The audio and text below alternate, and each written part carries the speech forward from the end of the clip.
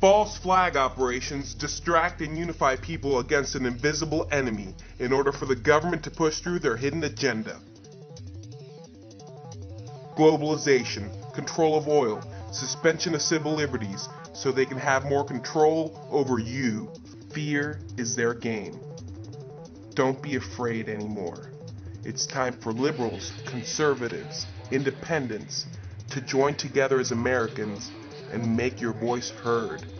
They want you to be split down the middle. They want you not to agree on issues. They want you distracted. It's time to join together as one.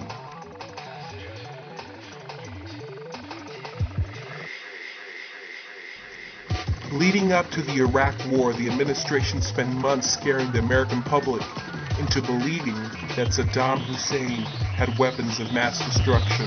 We cannot wait for the final proof, the smoking gun, that could come in the form of a mushroom cloud. Fear, scaring you, the citizen, constantly linking 9/11 and Iraq. September 11th. September 11th. September 11th. September 11th. September 11th. September. It's been pretty well confirmed that he did go to Prague and he did meet with a senior official of the Iraqi intelligence service in Czechoslovakia last week. And now, Iran.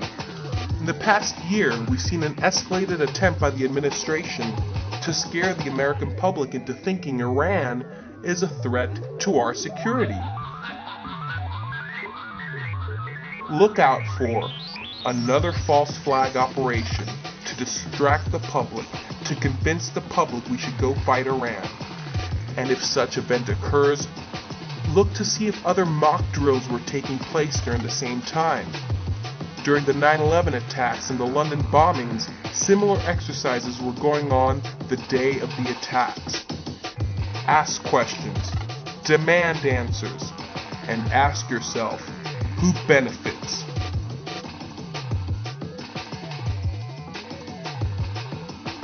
There is no interest in creating a stable environment in Iraq.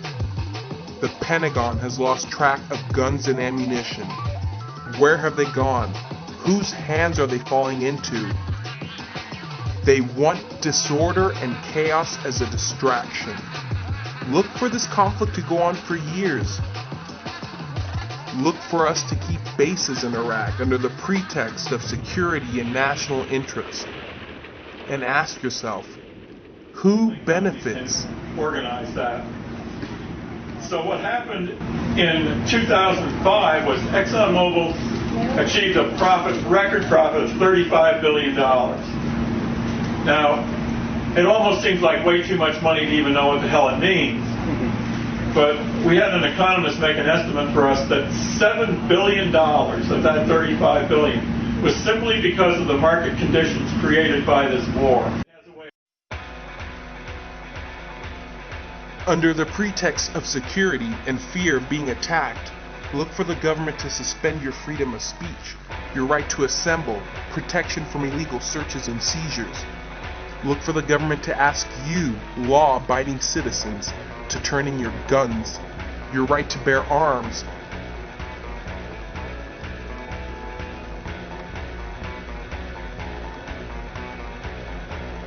Look for them to establish martial law and have the army police the citizens. This is illegal. Law ever become a reality in America?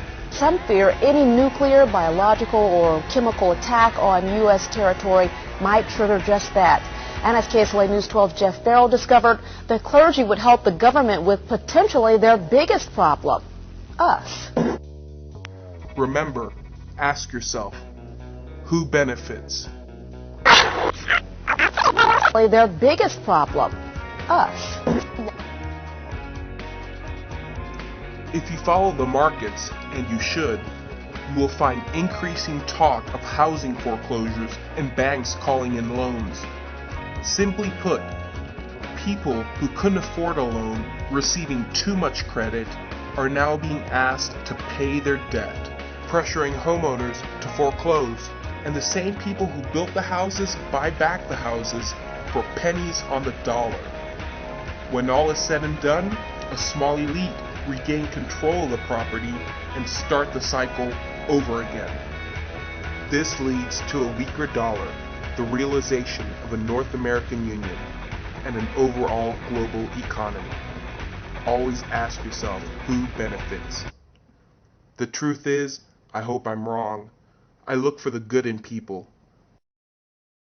But now you know the warning signs, and the direction we're headed does not benefit us. Ask questions, demand answers.